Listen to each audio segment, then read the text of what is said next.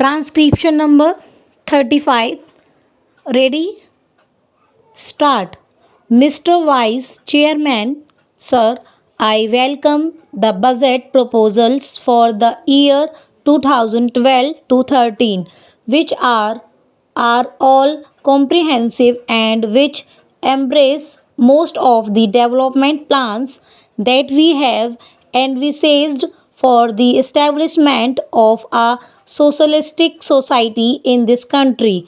In spite of the taxation and the introduction of fresh duties, we find that the finance minister has succeeded in disturbing only a microscopic section of the people of this country to extract sufficient funds for our schemes. The finance minister has also succeeded in finding funds for almost all the development plans of this country, which will add to our good. Spera. While we discuss the general aspects of the budget, we will have to consider the activities of most of the sections that are now covered in the budget. Even though the provisions are there, I think, sir, the expenditure on some of the activities envisaged in this budget should be subjected to a thorough scrutiny. Para. In this respect, sir, I wish to bring to the notice of this House the special feature of the educational system of this country. Some of the members have mentioned something about the educational system of this country, have remarked that the allocation of funds is not adequate and that the provision should be revised according to the needs of this country.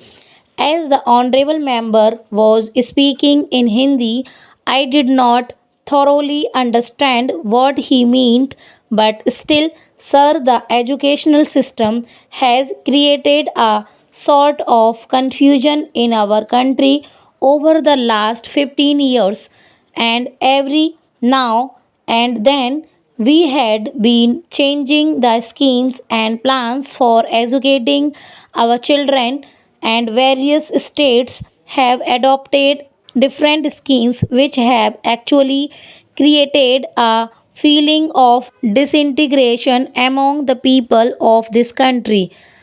In some of these states, they have switched on to the regional language as the medium of instruction, and in some states, they think that English should be retained as the medium of the instruction. But the people believe that the medium of instruction should be Hindi, that is the national language of our country. But, sir, the time is not yet ripe for us to switch on to Hindi, so as and when we find it feasible, we may switch on to our national language. But till that time, we will keep English as the medium of instruction in all educational institutions. Para. Sir, the other day, the University Grants Commission submitted a report wherein they have mentioned that English should be a medium of instruction at least in the colleges. Sir, it is my opinion that English should be retained in this country for years to come till we find that we could translate all the essential books on science and technology, etc., into Hindi, which should be able to help us in educating our voices, especially in the technical institutions, through Hindi as the medium. Here, sir, some of the members have pointed out with regard to the introduction of different types of education in the same state or in various parts of this country.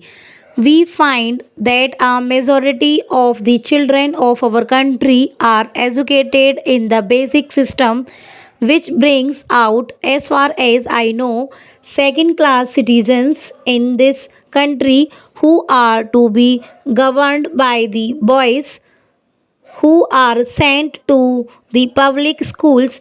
Most of the children of the haves are sent to the public schools and they are imparted expert training, and when they come out they are definitely superior to those boys who undergo this basic system of education. If this basic education is considered to be the best for the development of our country in the socialistic way, we will have somehow or other to find some better means of imparting education whereby they will be able to compete with the students who are now undergoing training in the public schools.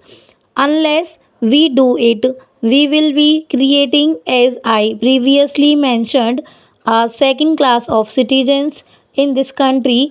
I hope the authorities who are concerned with the planning of education in this country will review their schemes according to the suggestions that I have put forth now. Para. In the same way, sir, our country is mainly depending on our agriculture and industries for the development of our economy. But the agriculturists are an ignorant section of our people who do not find, in spite of the development in that sector of our economy of high production, a better income as the industrial section is having in this country. The industrial section is fast improving and their standard of living has gone high. At the same time, in spite of the better production in the agricultural section, the agrarian population has not come at par with the industrial section of this country. Para. In the same way, industrial laborers are organized. Most of them are given so many benefits and advantages according to the legislation that is passed for the betterment of industrial laborers of this country. Stop.